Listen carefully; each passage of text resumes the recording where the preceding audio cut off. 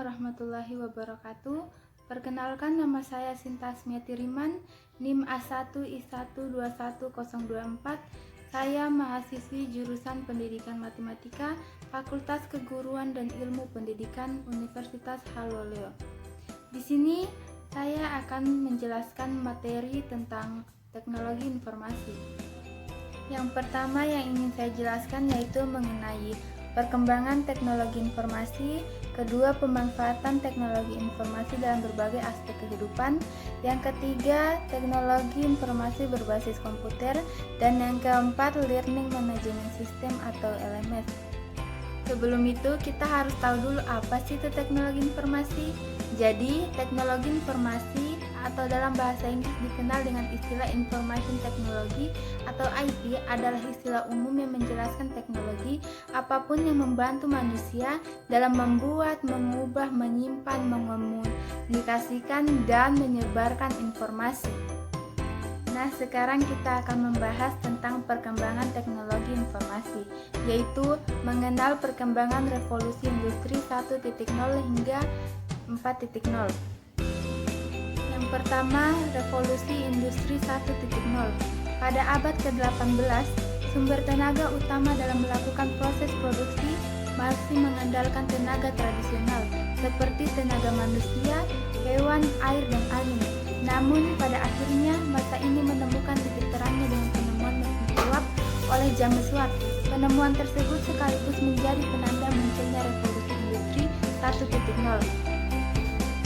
Yang kedua, revolusi industri 2.0. Pada awal abad ke-20, revolusi industri yang kedua ini ditandai dengan ditemukannya tenaga listrik. Pada masa ini mobil-mobil sudah mulai diproduksi secara massal. Namun proses produksi tersebut terkendala dengan waktu produksi. Setiap mobil harus dirakit secara bergantian di titik yang sama oleh satu orang perakit mobil. Sebagian jalan keluarnya muncul sistem ini produksi atau assembly line. Yang ketiga, revolusi industri 3.0. Masih pada abad ke-20, partisipasi manusia pada abad ini mulai berkurang dengan dimulainya era digital.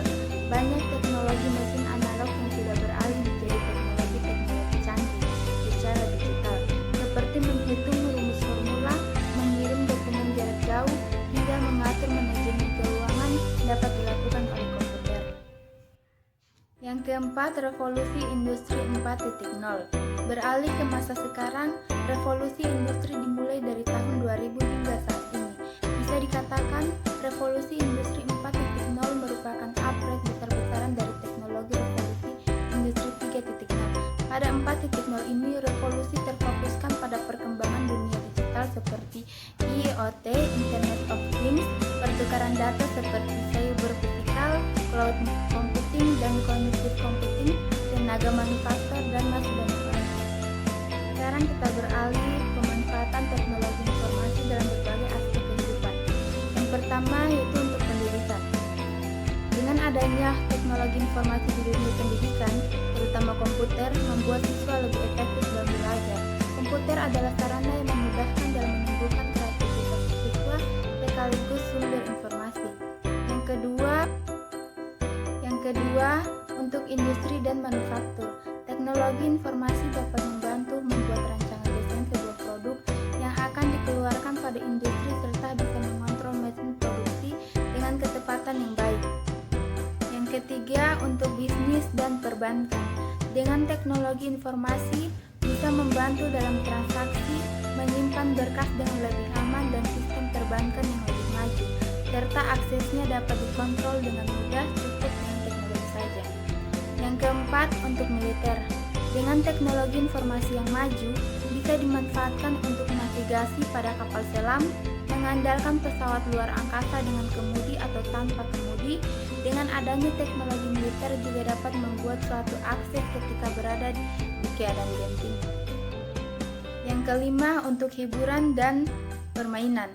Teknologi komputer bisa digunakan untuk membuat animasi, periklanan, desain grafis, dan juga audiovisual supaya menjadi lebih baik dan menarik.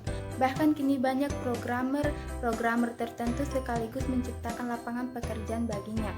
Yang keenam, untuk pemerintahan. Teknologi informasi dapat diaplikasikan dalam mengolah suatu data dan informasi yang ditujukan kepada masyarakat. Bisa meningkatkan hubungan antara pemerintah dan masyarakat, sehingga apa yang terjadi di suatu daerah tertentu dapat diketahui dengan cepat menggunakan teknologi. Sekarang kita beralih teknologi informasi berbasis komputer. Sistem informasi berbasis komputer merupakan suatu sistem pengolahan data menjadi informasi yang berkualitas dan digunakan sebagai alat bantu dalam pengambilan keputusan, koordinasi dan kendali serta visualisasi dan analisis.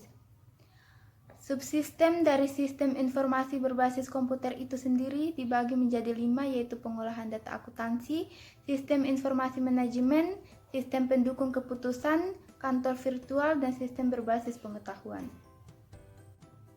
Sekarang kita beralih ke komponen penting dari komputer. Yang pertama yaitu hardware atau perangkat keras, yang kedua software, perangkat lunak, dan brainware. Hardware atau perangkat keras merupakan perangkat yang kasat mata dan memiliki wujud fisik yang dapat diraba. Hardware pada komputer sendiri masih dibagi lagi menjadi 4 bagian, yaitu input device, output device, processing device, dan stroke device. Software atau perangkat lunak adalah komponen yang tak kasat mata. Software dalam komputer adalah komponen penting karena berperan menjalankan segala perintah yang masuk ke hardware. Software dapat diartikan juga sebagai suatu kumpulan data elektronik yang tersimpan dan diatur oleh komputer. Bisa berupa program ataupun koneksi untuk menjalankan berbagai macam instruksi perintah. Software dibagi menjadi 3, yaitu software sistem, software aplikasi, dan software tambahan. Software sistem merupakan software utama yang sangat penting karena bertugas mengatur komponen pada komputer secara menyeluruh.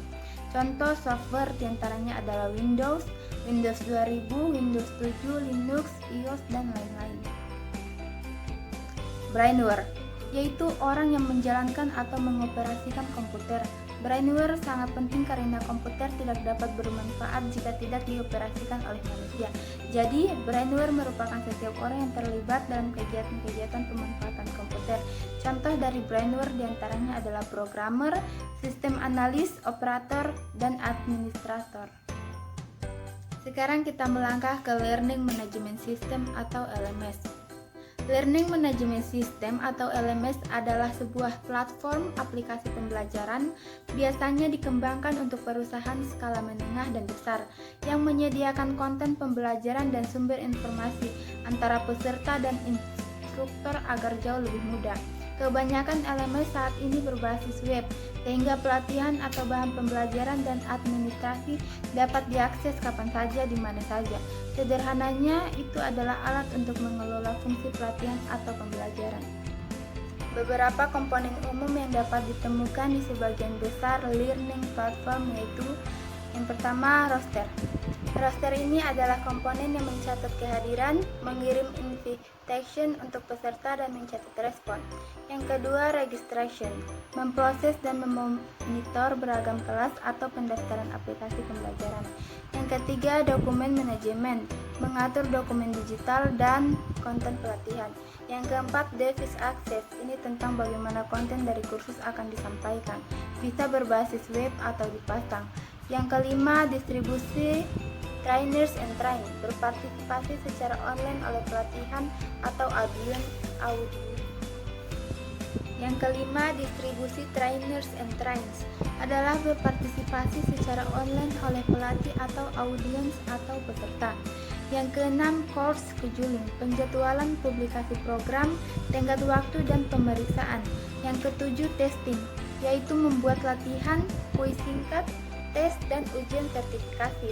Yang kedelapan, grading, pemeriksaan lanjut dan pencatatan kinerja audiens atau peserta. Melangkah ke pembahasan terakhir, yaitu dampak negatif dan dampak positif perkembangan teknologi. Dampak negatif perkembangan teknologi yaitu membuat candu terhadap gadget yang dimiliki dan aplikasi-aplikasi yang ada di dalamnya.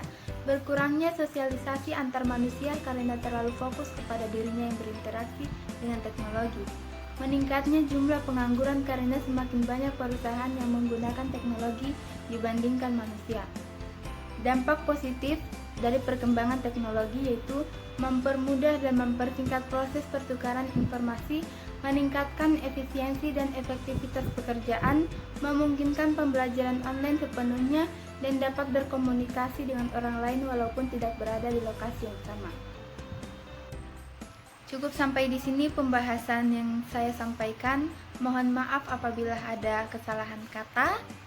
Sekian dan terima kasih. Assalamualaikum warahmatullahi wabarakatuh.